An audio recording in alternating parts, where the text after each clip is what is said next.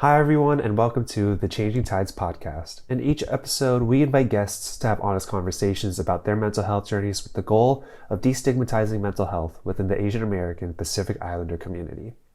Due to the nature of the podcast, we'll be discussing a variety of mental health topics and possibly triggering experiences. While we and the majority of our guests are not trained professionals, we encourage you to practice self-care while listening and seek professional guidance if you or a loved one is in need of support. With that said, let's start the episode. Hello, my name is Mika Dyo, and I describe my mental health journey as a ride on Space Mountain.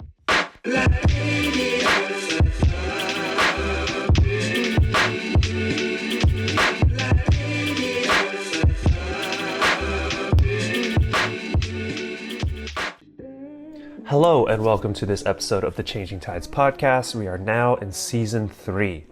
I'm your host, Matthew Yonemura, and I'm super excited to have this season get started. We have some really fun interviews that are in the pipeline that we already have recorded, and I'm really excited to share with you all. And we have some really big updates of Changing Tides as a whole.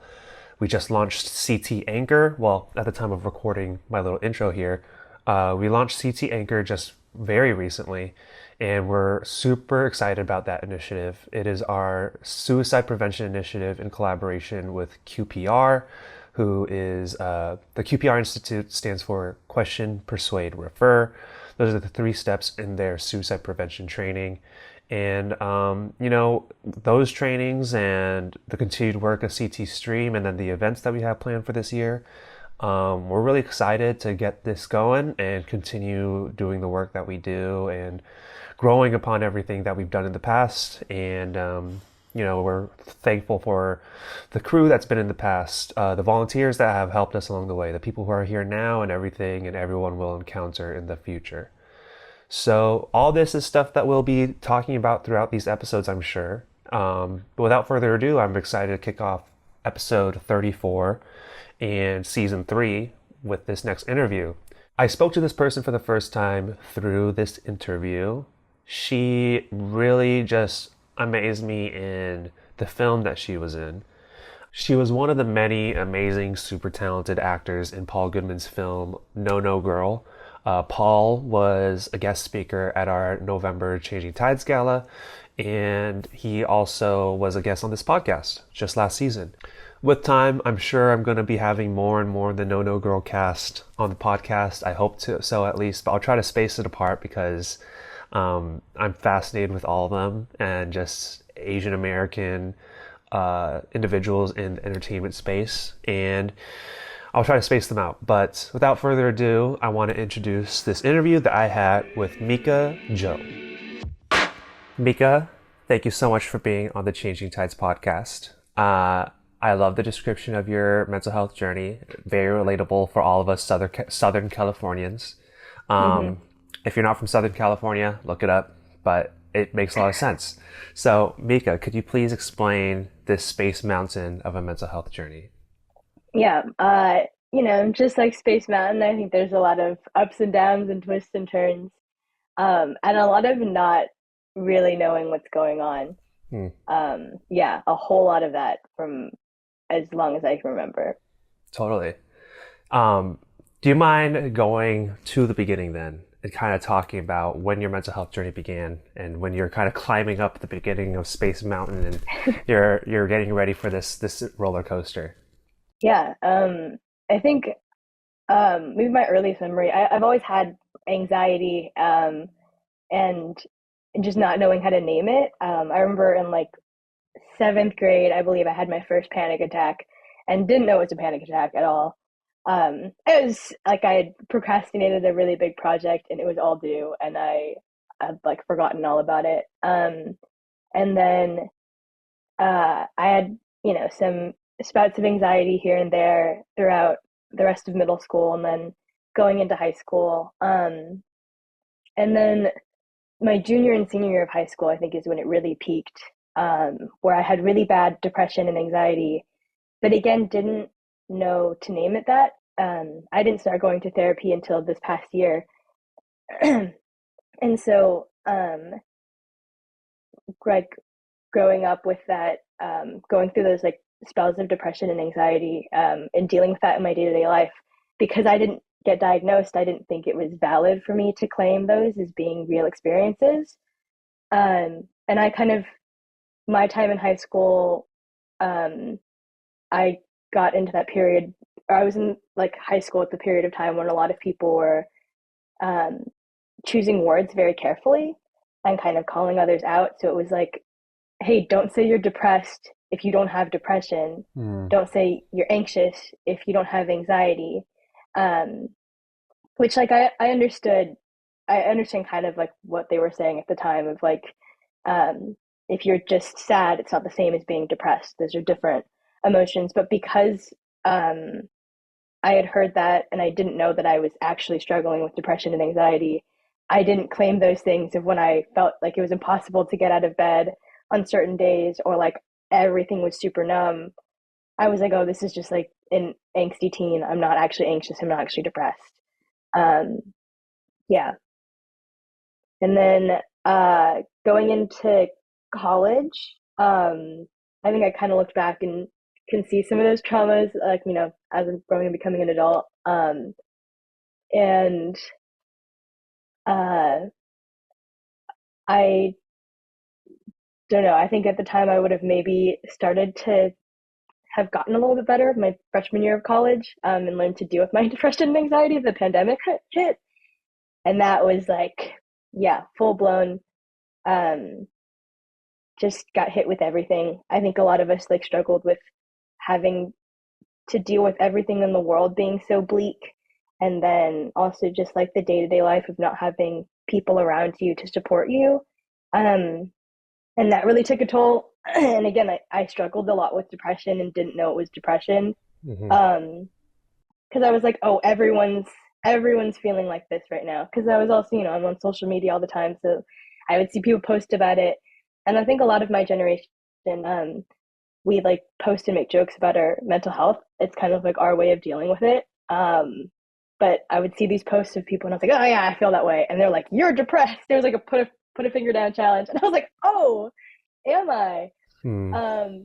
And then um, I also had some like family issues at that point in time too, just because I didn't understand how to regulate my emotions. I'm stuck in a house with my family, um, and there was a time when things were kind of lightening up, and I got to play volleyball with a bunch of my friends, and all of a sudden it was like the first time I'd seen a group of people in, you know, like 7 months, and I remember coming home and being like, I'm happy. And I went to my parents and I said, I think I was depressed. And they were like, really? Were you? Like sarcastically with me, like, we Uh-huh. know. Um, and then realizing, I think, how important it is to have people and like support around you. Um, and yeah, then this past year, my senior year of college, ew, that's so weird to say. That pandemic timing, It's so yeah, my wild. fourth year, um, I definitely went through a lot of really big changes. I was in a BFA program and then I switched out of it.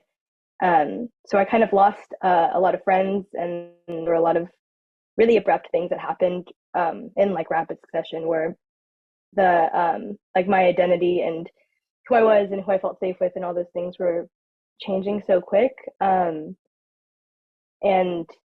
I was constantly like depressed and anxious, and then I at that point I could really name it, and you know I was like very noticeable. um so thankfully my mom was like, you should probably go to therapy, and I was like, that's a good idea. And we had like a therapist number. um I just hadn't like reached out. um and part of that was because I had had a conversation with a um like a specialist at, she did like a neuropsychological exam for me because my reading comprehension was low. And we discovered that it was mostly based in anxiety. Hmm. Yeah. And like feeling like, because I, you know, I would see a really long text and then be like, oh, I because for so long I've been like, I can't read, then it would just that like mental thing. And then being anxious about reading it and not comprehending it would lead to me not being able to read and Interesting. comprehend it. Um, but in that whole like meeting I had with her, we had talked, and one of the things she said was about talk therapy wouldn't. She didn't think that it would be super valuable for me, or that it might not be valuable for me because I was already really good at um, like talking through my emotions. I think because I'd been through so much in my life and so many points of trauma and just learned to deal with it, Mm. that my brain already was like able to do a lot of things that a therapist would point out to me. So I think I didn't reach out because of that. But then things, were so low that I had no other choice but to like reach for a hand. And so yeah, I started going to therapy this past year. And even though like I'll talk with my therapist and we have like the same realizations at the same time, um, and it maybe isn't like what I thought therapy was growing up.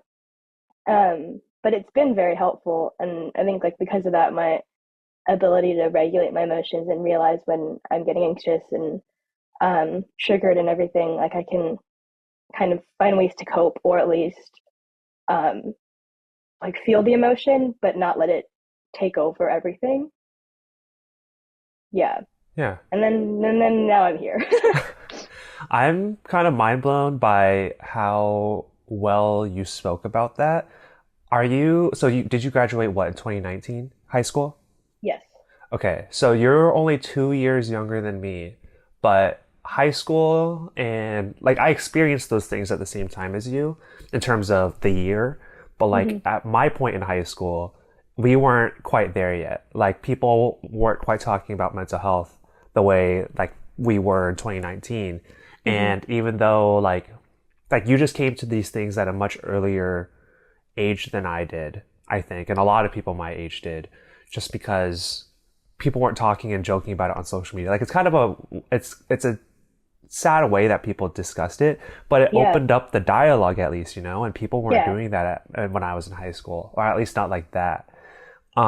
So another thing that stood out though is your parents are like, oh, you think they were aware. Hmm. So I'm curious, like how open was your family to mental health? Have they always been that way, or was it kind of like they grew with the times?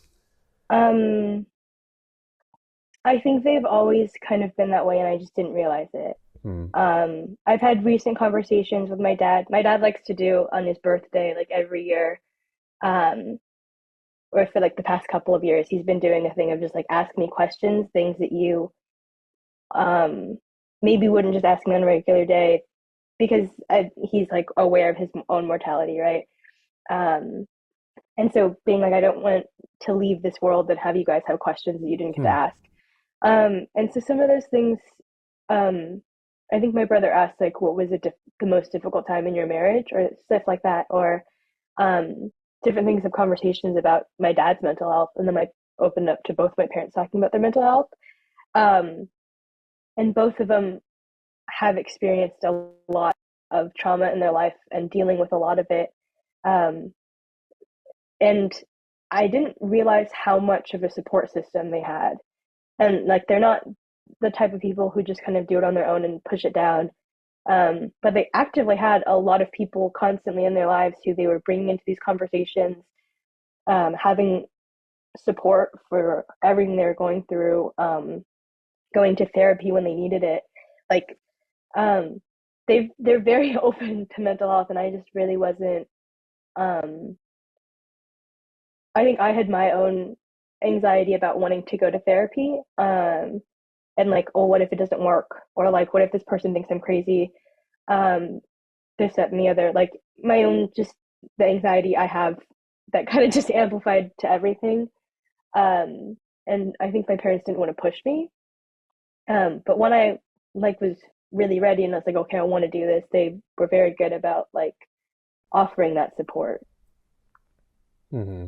That's awesome. I mean, I just like I'm so mind blown by how different it is, even though it's like a 2 year age difference. Just it seems like whenever I talk to people of like your age range, I make you sound like you're a toddler, but you're not. Like, but like those 2 years, like the difference in how people utilize social media and like open up these conversations, it's like pretty mind blowing to me. How Yeah. far like the mental health discussion has come. Yeah, I think it's Um, helpful too. My brother, he's 3 years older than me, so he maybe has a closer experience to you. But he's a nurse for peds oncology. hmm, So he works with children with cancer. But we always had kind of like a rocky relationship. But there was a certain point when he was maybe in his second or third year of college and started going to like clinicals and being around different patients and learning how to help other people communicate their stresses and their feelings.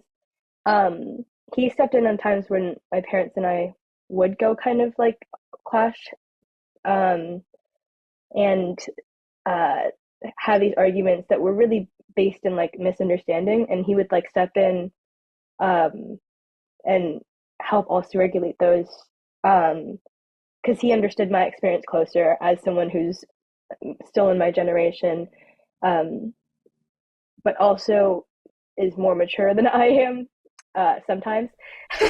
um, and so was able to look with like without the emotion that I had clouding my judgment to talk to my hmm. parents and have like just bridge that gap on when we weren't seeing eye to eye.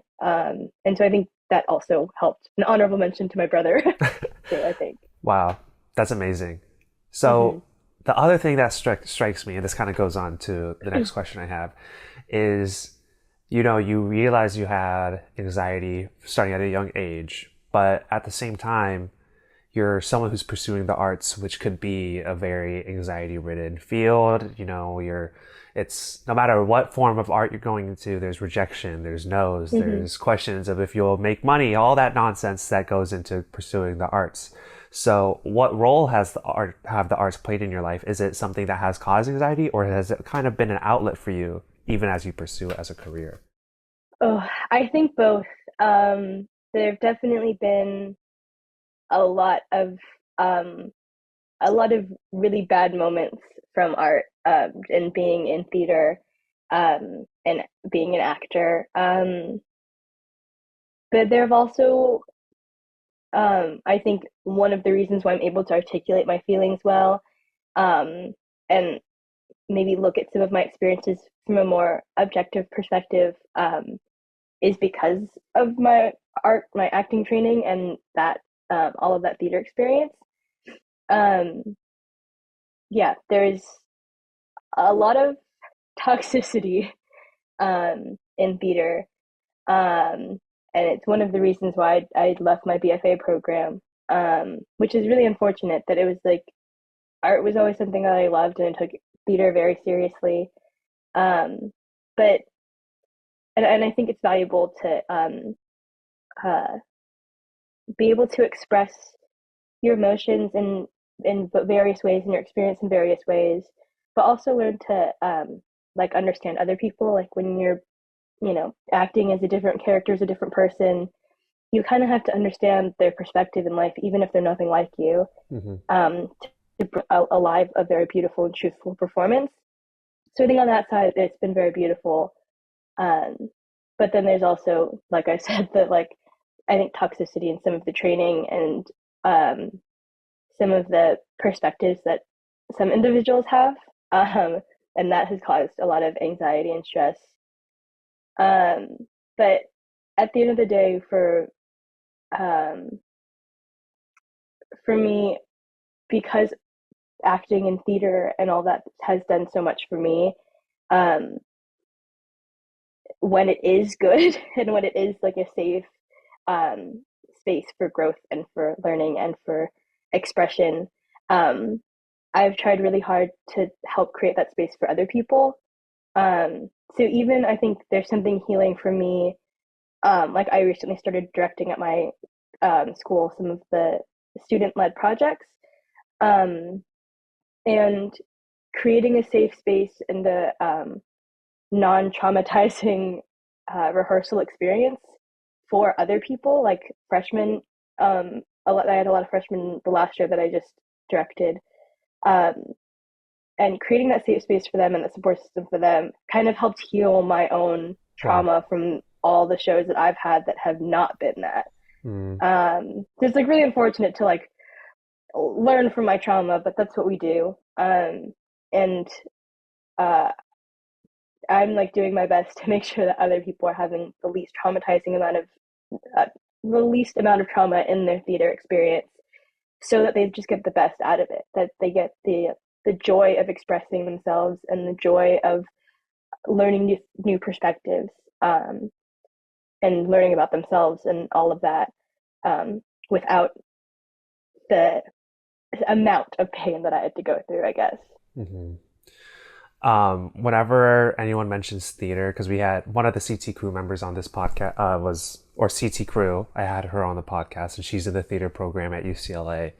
Mhm. Every time she mentioned theater, I had to try to make a Leah Michelle joke, just because like that's the best grasp I have on it. But I'll do my best to not here, because I've probably destroyed that joke too many times. But anyway, and I know Paul has been one of the anxiety people for you, right? I mean, he was just, I know Paul, He's so rude all the he's, time, just I like mean, the most dictative director. he's just that towering tall man and how I evil he is.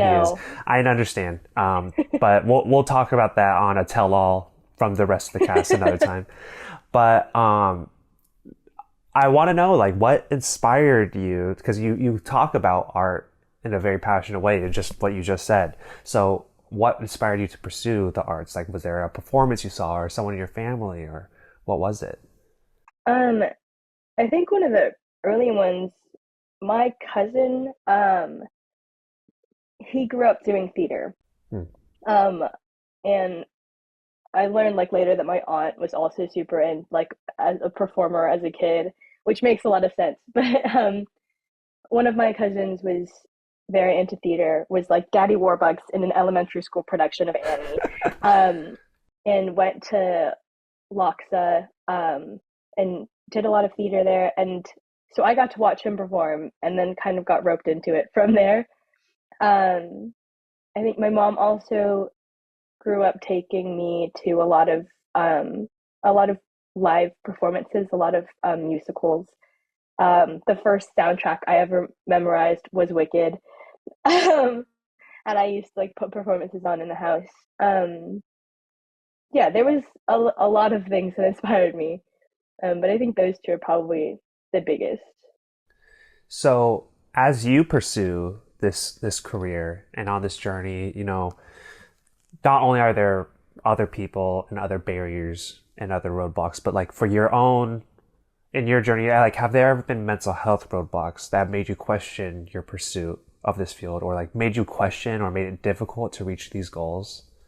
Yeah, definitely. I think as I kind of glossed over before, the leaving the BFA program that I was a part of was very difficult for me. Um, and for so many reasons, the like leading up to it and the things that pushed me out of the program, and then making the decision, and then all of the fallout with different people, all of that. Um, there was so much. Um, there was so much stress that I had all throughout my body, and so much anxiety that I couldn't. That like performing wasn't fun for me anymore. Like I remember doing the final scene I had to do for one of my classes. I was exhausted. The showcase was booked for like 9 p.m. to midnight, so my slot was at like 11:30 p.m., um, which is ridiculous. And Yeah. then um, I did like three shows back to back that semester, and so I was in rehearsal for one, going straight into this um, like this final pass of a scene that I was not really excited about. And I remember doing it, being super exhausted. Like I had trouble moving. Um, I was about to collapse, and I felt like multiple times that I might collapse on like the little stage. And afterwards, like everyone was like, "Oh, that was so wonderful! Like it was so raw, it was so beautiful." Um, and my response, I was like, "No, like I was exhausted. I don't want to take that with me." And like, no, but, sometimes when you're exhausted, you have nothing left to do but just like exist in the moment. And I was like, that's awful advice. Because Yeah. I'm telling you right now that I'm at my absolute breaking point. and you're telling me that this is the best performance you've ever seen me do, and that the best performance I can do only comes when I'm at my absolute breaking point. Mm. And thankfully, I had already filmed No No Girl, so I had been in the space where I did a performance I was proud of in a very safe and healthy environment.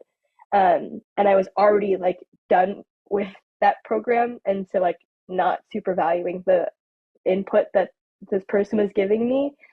But I was like, if I had heard that any sooner, like if you had told me that a year ago, I would have held on to that and Mm. and gone on the absolute deep end. Um, and it was so like hearing that I was like, wow, I'm really glad I'm where I'm at right now because that is such damaging Yeah. advice that you've just given me. Um, and there's been a lot of that of kind of seeing that a lot of people view the best theater and the best performances and the best art is like art that's based in trauma. Mm. And that's so false. There's so much beautiful art out there that doesn't have to be drawn from traumatic experiences. Um, but I think a lot of that, seeing that stuff and how that affected me was definitely made it difficult at sometimes to want to keep pursuing art and keep making things. Hmm.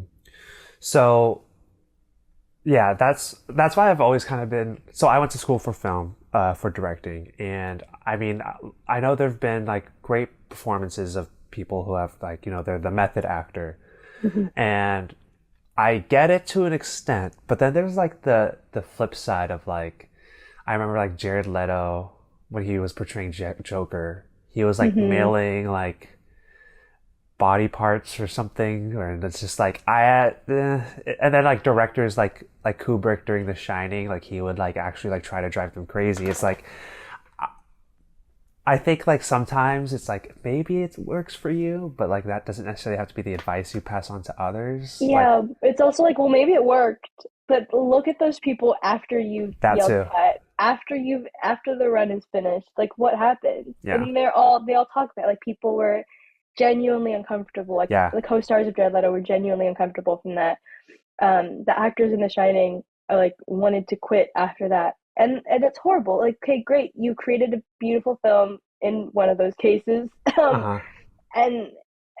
and now you've scared people away from art, and that's Yeah. so tragic too, because a lot of people go into theater and go into film and go into these different forms of art because it's something that they're passionate about. Um, and then to scare them away with your like method acting and all of this is like it's so tragic because you've made something that they love into something that terrifies them. Yeah. Yeah. It's it's horrible, and it's just like I mean we don't have to go on this whole tangent, but I also feel like that I feel like that kind of takes away from the actor, like especially if it's coming Mm-hmm. from the director or a producer or whatnot, because it's like if you hire this actor, let them act. You don't have to scare them into the role. Like Yeah, they know what they're doing, so yeah. just let them lead them, but you don't have to like freak them anyway. So but with all that said, in these times where you feel like it's the lowest of the lows and you question if you want to keep going, what keeps you pursuing these fields? Like what draws you to this passion that you still have? um I think there part of it is there are enough people in that I've met through these experiences um where I want to keep working with them. um and I think there's also a little bit of the like uh I know how to not traumatize somebody as like a director because I've been traumatized by a director. And then if I go out there and I try to be successful, that's one more person trying to push art and push theater, I guess, into like a healthier direction. And if I quit, that's one less person who's doing Mm. that. Um, but also, um, those people have reminded me why I love art, why I like performing, and why now I love directing. I also do costume design, and there are people in those fields where they've kept me sane enough to carry out the process and find the points in the process that I also just enjoy, like making the discoveries in the script and helping other people make discoveries in a script, and then working together to create like a beautiful production, um, and all of that, and then seeing the impact also afterwards of what that show means to other people who've seen it. Um, all of that together makes me want to keep going. So like at the end of the day, that joy, for now at least, outweighs the pain. For a little bit there, it was the opposite. But I'm glad that I was able to stick it out. There was a point where I did consider just dropping out of school for a moment because I was so low. Um, but thankfully, I just pushed through because there were things that I was looking forward to last semester that I was like, if I quit now, I don't get to do this. And I'm Mm. glad I hung on because or held on because the stuff that happened like at the end of the semester and directing the show and all of that was so rewarding. Um, and very just like fed my soul in a very good way, um, where like now I can say that the joy of that outweighs the trauma that I had to go through. I am really glad that you were able to experience No No Girl before you heard that advice because Mm-mm. that movie made an impact on me. I mean, like, we'll get into it in a little bit, but I'm just so glad that you had those positive experiences because your performance and then also just the film in itself was like, oh, it was eye opening to see a full JA cast and to tell that story. So I'm just glad that you were still pursuing it at that point to be able to tell that story. Thank you. But of course, and I think, and I'll just kind of like more specifically on the note of what pushes you forward. Like when you hear the no's or when you're auditioning or where it's a project that you're turning in, how do you remain positive when it's not just like the bad advice or the bad experiences, but when it can maybe feel, I mean, I'm not trying to put words in your mouth and say that you did feel this way, but when you might feel like you're not good enough, like how do you push through the no's? um, I have learned that I don't make art for other people. Mm, And that's a big thing. Um, that when I'm going through a project, I mean, yeah, some of it, like as a director, I guess, that a little bit making it for the other people in the casting crew. But I'm not like creating a product. Um, when I'm like specifically for theater, I'm not trying to create a product. I'm doing it because I love the experience and the growth that happens in the whole rehearsal process and everything behind the scenes. And that the performance um, is just a way to share that joy. Um, and yeah, and it wasn't necessarily for that audience. That performance and that whole experience was for me and to hmm be rewarding to myself. Um, and if other people enjoyed it, then that's great. And if other people think that it's awful, then that's great. I hope they had a good laugh. Um, just trying to remind myself why I do art. hmm That's amazing. And I guess you kind of mentioned like you're not making a product and the way you perform when you act, it's for yourself. And that like because I know you make physical art because you said you're a costume designer and because my screening at the OCBC, you made these amazing hats that I need to get my hands on, which I'll talk to you later. But when it comes to making a physical object and performing, where it's something you're doing, you can't necessarily see it until you look at the shot after. But how do those two different mediums, how are they different and how are they similar in terms of being a creative outlet for you? Because when you act, you won't see the film until a year, 6 months down the road, but you're tangibly seeing something in front of you. So how is it as terms of a mental health outlet? How are they similar and how are they different?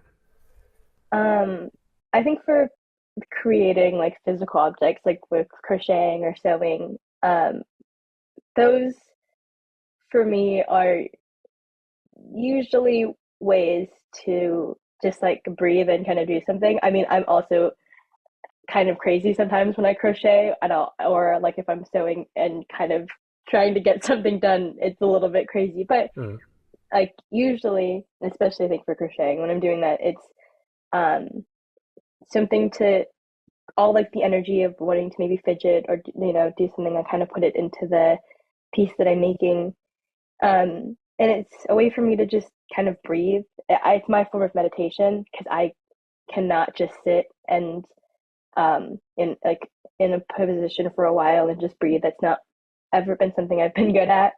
But for crocheting, it makes my mind focus a lot better, and then I'm able to just kind of do my thing, and kind of center myself. Um, Whereas for performing, and acting, that for me is a lot more about growth and self discovery. Huh. When I'm crocheting, typically it's no thoughts, head empty. Yeah. Um, and when I'm performing, there's a lot more like ritual involved, I think, in terms of what it's doing to my um, not just my body, but also like my soul and my brain. Um, and yeah, I think that just like the growth in performing and um, finding out new things about myself, finding new things about other people, and that's really the big difference. Is I think one is strictly just to come back to center and be blank, and the other is can be a lot more like crazy and dynamic, but really about like that growth experience. No, totally. That makes a lot of sense to me. I mean, I can't crochet, but I mean, like doing little fidgety little things with your hands, it's like head empty relaxation. I totally get that. Hmm. We're taking a quick break to introduce Anchor, the sponsor of this podcast. Anchor is free, first and foremost, which is amazing. Who doesn't love free? And you can record everything directly into Anchor. It's so easy to use Anchor. That's how you are listening to this podcast, whether it's Spotify, Apple, the Anchor website. You're listening to it because I uploaded this podcast episode to Anchor. If you want to start your own podcast, I highly recommend Anchor. It's made this whole process so easy. So download the free Anchor app or go to anchor.fm to get started. In terms of self-discovery and performance, you lead me directly into No No Girl. I'd love to know what experiences were like working on that film, and for you as a person and your growth, but also just as a film set and working with that team. Like, how was that for you? That was my first time doing a film ever. All of my acting experience prior, other than like a McDonald's commercial when I was in third grade, most of what I've done has been live theater. So one of the weird things is knowing that I can see this product at the end. Mm, That's that's a little bit weird for me still. It took me probably like 5 viewings of Nona Reel to be able to watch it and be like, oh, that was enjoyable. Because first wow. it was like the premiere, I was so panicked. Because I was like, oh my god, everyone's here and watching it, and this is so weird. And then there were like some of the screenings where I was like, oh wow, I'm awful. You're a terrible actor. Who let you do this? Um, and then being like, wait, no, okay, you're getting used to the way your voice sounds, and traffic was really bad coming up here, so calm down. um, so that was, I think, a weird aspect. Uh, but working with everyone on the casting crew was very rewarding. I was very anxious going into filming. Um, I was very excited too, but a lot of anxiety because I knew that this was my first time in a film. I didn't know what that was like at all. I was going in completely blind. And I'm a college student, so most of my experience for performance up to that point has been through school. Um, and now I'm, on a set with a bunch of people who've been putting in work for a very long time and have very full credits, and a lot of merit, um, and very like well-known people who were in this film with me. And I was like, that's crazy. I don't deserve to be here. Hmm. And I had like a lot of imposter syndrome. Um, but everyone was so supportive, um, at like every chance they got.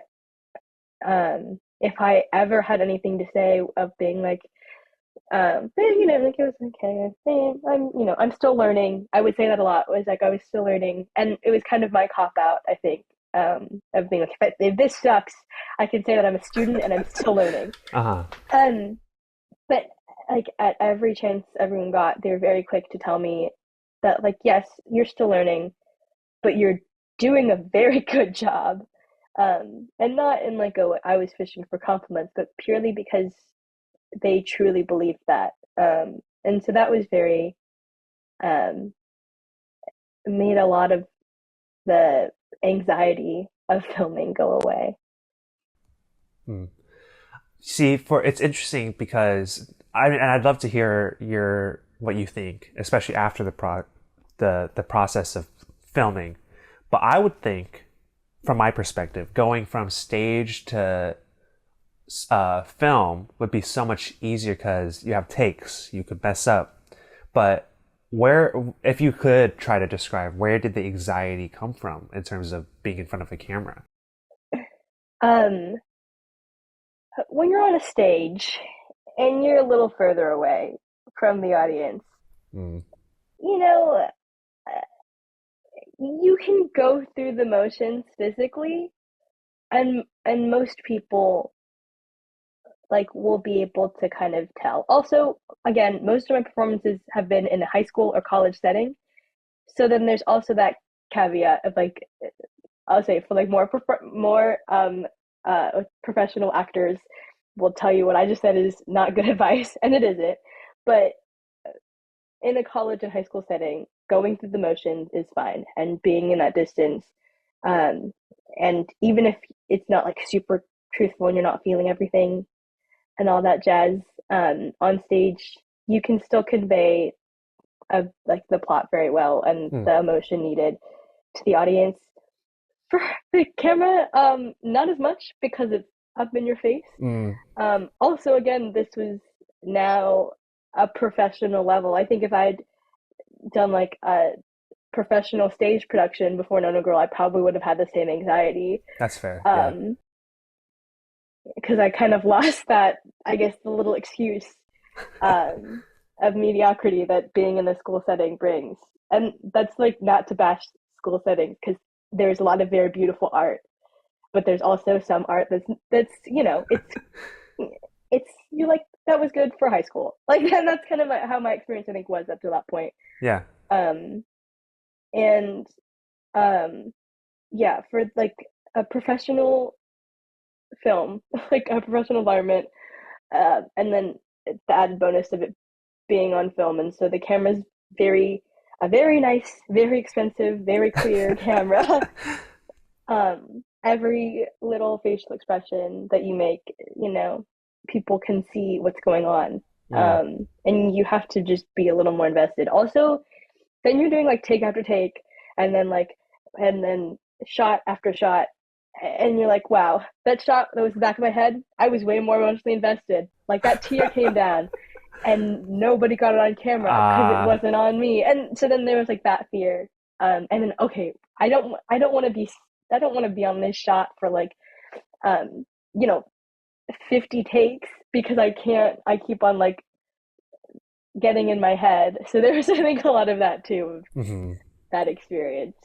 Um, yeah. Gotcha. So okay, so I wanna ask you about the actor in you, and let's just use No No Girl as the example.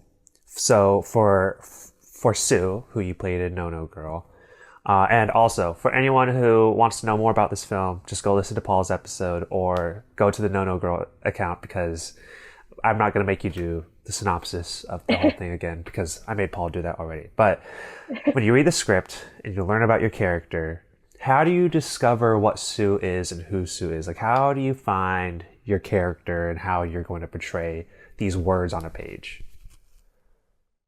Um, I think for Nono Girl and for Sue, it was a much different experience than any other script I've read. Because usually it's like, okay, let's read the script a couple of times. How would I say this right now? Sure. And then also, okay, who's this person? How old are they? Where are they from? Uh, what do other people say about them? all that jazz. And what is their arc? What makes them tick? All those different things. For Sue, the first time I got to read the script, I was like, this this is just me. Hmm. Like there are some things that like, yeah, it's not exactly my life, but there was also a lot that I was like, that is weird. And I've said this before, it felt like Paul had been spying on my life and then wrote a film. Like it was very strange because there were so many parallels and so many things I so deeply related to. Hmm. And I've never read a script ever where it was that relatable, like to so many details. Even like the cousin, like Kento and Alan being best friends. My cousin Tim and my brother Noah are the best of friends, Funny. and like they've always been super close.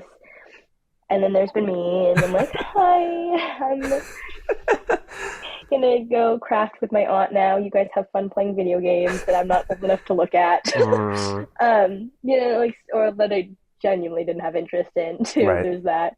Um, yeah, so that was a very unique experience for reading No No Girl, where I was like, I don't have to do much, Hmm.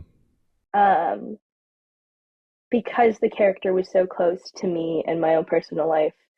Um, yeah, where I was like, I'm just gonna say the words how they affect me right now, because these are like, I mean, there's um, a lot of mentions about Sue having trouble finding friends, and like with her roommate situation, and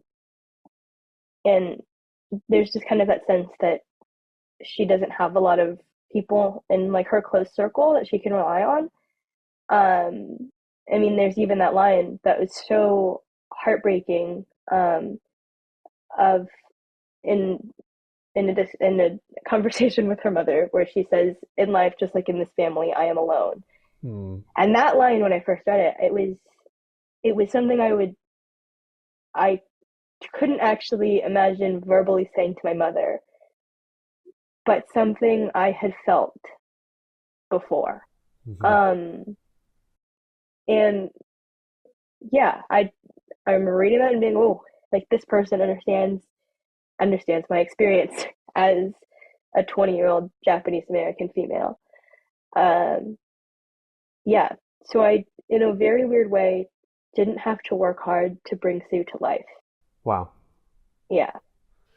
So, and then the other side of No No Girl that I find so that I love so much. I mean, it kind of centers around it, but it's the emphasis on the camps, and I think going into that film, knowing history about the camps, a lot of it even then was still eye opening. Like I work in Little Tokyo. I've been to the to Jana many times, and like I try to educate myself on JA history, but some of that stuff was still eye opening. Mm-hmm. So I'd love to know, like, what was your awareness of JA history or your family's history in World War II, or what did you discover about the JA experience?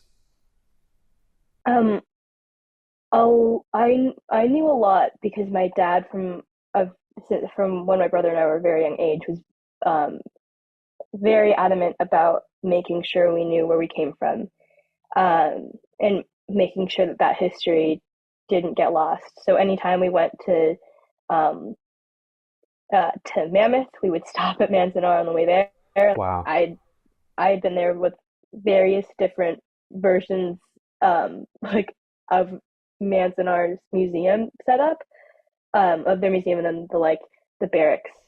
Like Wow. there was a point where every year we would go and there would be one new thing. Really? um, Wow. yeah, like because there was like when there were just the one barrack that was up, and then there was when like the bathroom and the mess hall, and then the basketball courts. Like it slowly got built at a certain point, and I remember that every time it was like something different. Um, so I knew a lot about JA history. Um, I think something that I learned was more of the tension um, between generations. Um, specifically like with the Nisei generation, and the Issei of and that tension of how do we push to hear more about your story. I guess also the Nisei and Sansei generations clashing more with that. Like, how do we learn more about your history when you won't even talk to us about it? And then the balance of like, it's in the past, so forget it. But also the like, well, we need to learn about the past so things don't get repeated. And also, again, it's where we came from, so we need to know that. I don't think I experienced as because I was so young when I lost my grandmother, my bachan, and I never met my Jichan. But so I never saw that clash happen. But I saw a lot of my dad trying to uncover history, and go through that. And I guess experiencing No No Girl and seeing the dynamic of like Uncle Bob and Sue and Uncle Bob and everyone else. And yeah, seeing that dynamic and then realizing how much I think my dad was digging and maybe hitting roadblocks I didn't even know were there. It was kind of eye-opening. Hmm.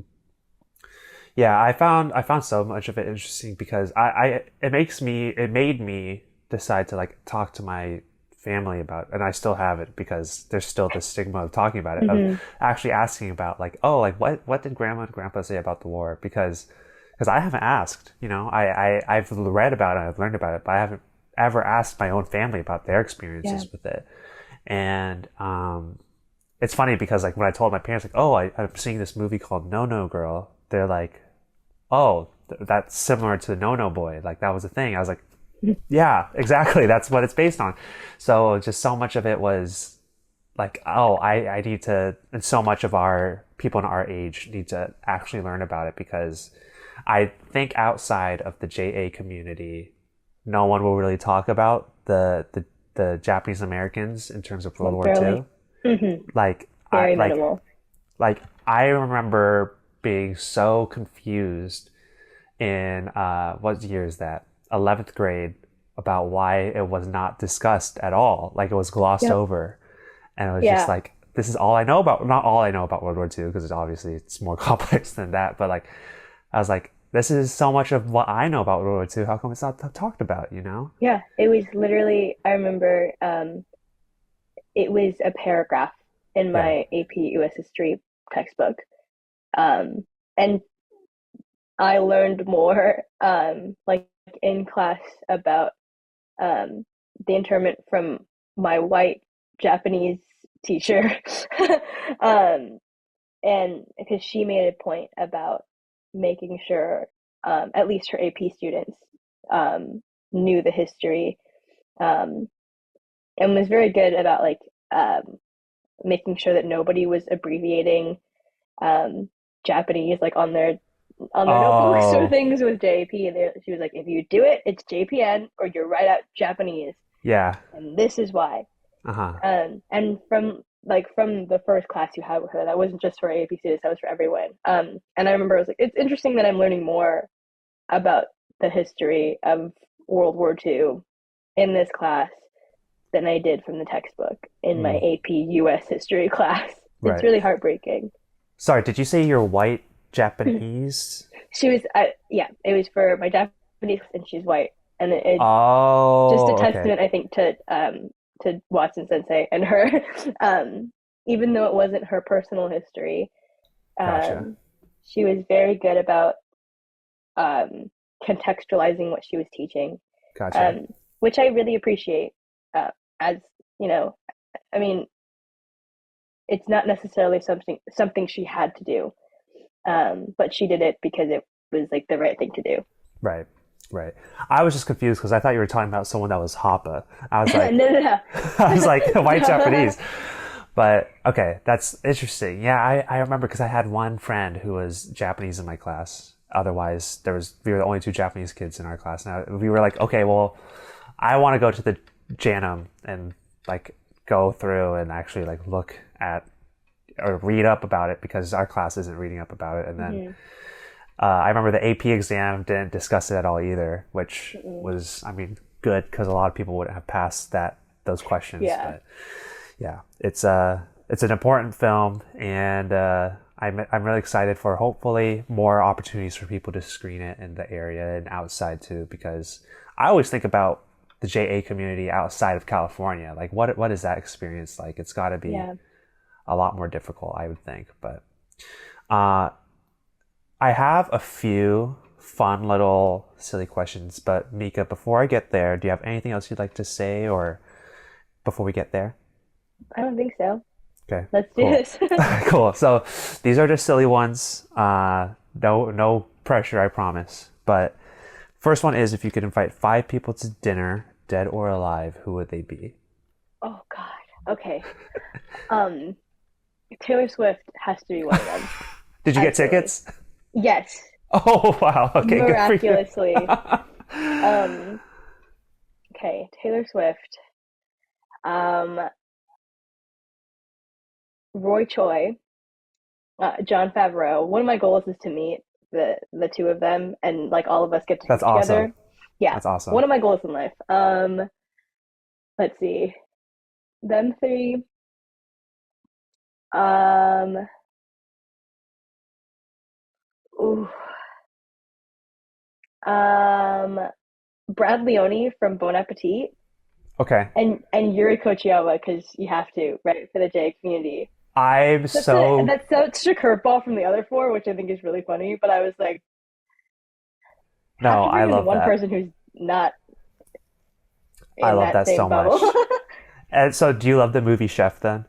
Yes, absolutely. Love That that. was Oh, life changing. such a good movie. I love that movie. And I'm so glad you said Yuri Kochiyama because so like if I were ever to get a big budget film, I would love to do a biopic because I think That's dude, like it's such a yeah. cinematic Her life life, is incredible. incredible life.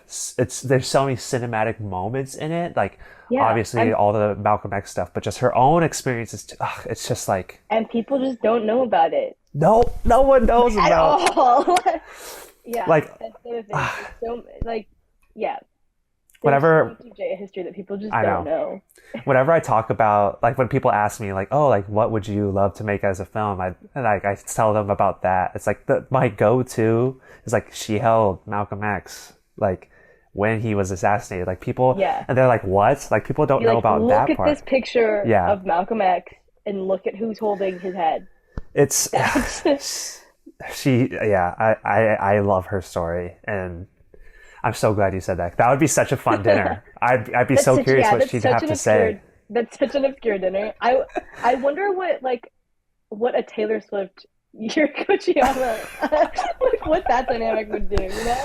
Oh God, I would love to I feel just like the have. discourse that they would have would be incredible.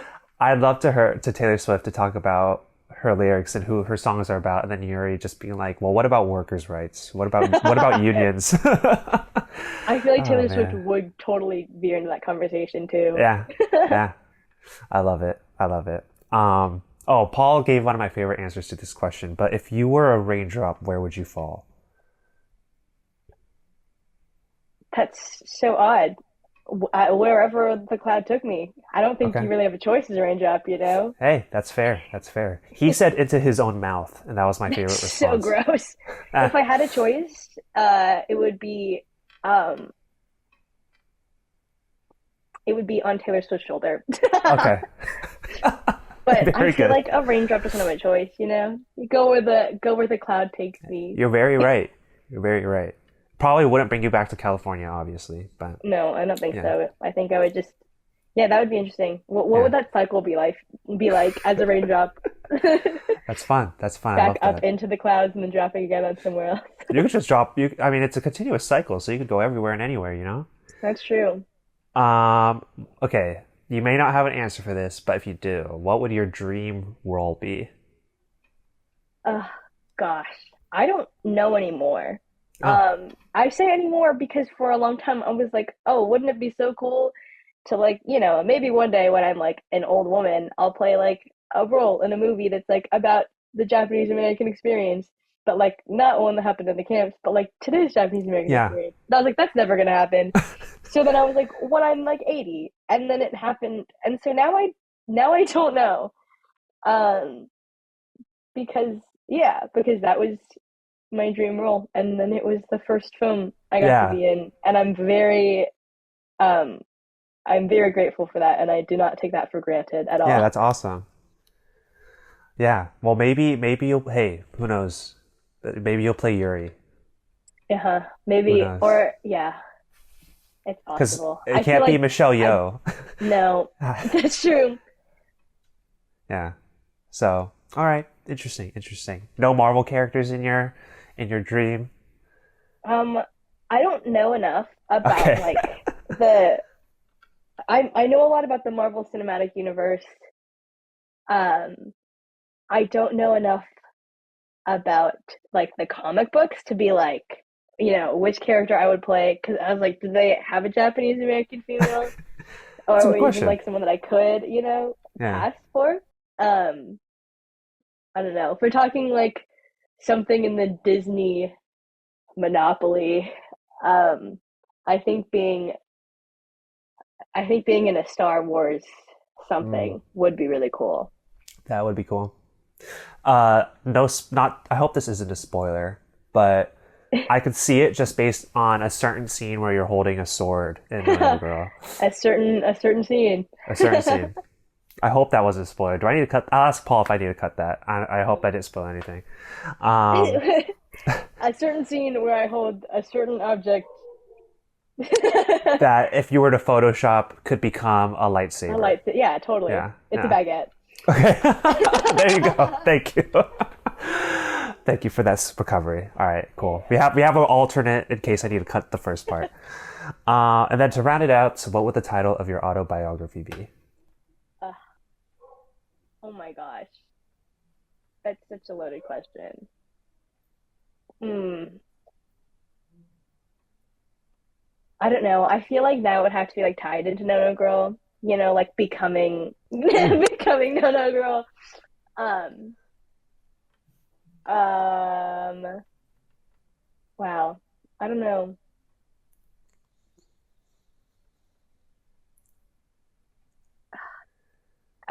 Or I can steal my brother's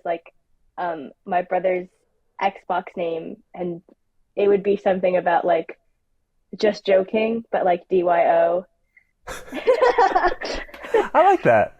Yeah, That's a yeah. fun It one. depends. I think if it depends like what I would write about. What else happens Yeah, in my life. Um, true. that would be like book worthy. Becoming a Jedi, because that's in your future. Maybe who knows? Yeah, who knows? Yeah, well, Yeah, maybe if I like become a comedian, then it could be like just joking. I like that. That's a good one. I have no other. I don't think that's beatable. But Mika, thank you so much for being on the podcast. Everyone, go see No No Girl if it's coming to your city, or hopefully someday it's on either streaming or Hopefully. DVD or wherever people are going to be getting movies soon. And yeah, thank you so much. And I look forward to seeing you in the next film or the next stage performance. Thank you. Thank you so much to Mika for joining me on the podcast and discussing their acting career, their experiences with mental health, and all other realms of creativity, and just getting to know her a lot more. I think it was great and a great way to start off season 3. With that said, if you enjoyed this episode, you can subscribe to our show for episodes that release every other Tuesday and give us a rating or review on your favorite podcast platform. If you would like to support our podcast and help us grow, you can do so with a donation to the link at the bottom of the episode description. To hear more about Changing Tides, follow us on Instagram at LTSC_Changing Tides, or check out our website, thechangingtides.org. Let's continue to change the tides on mental health.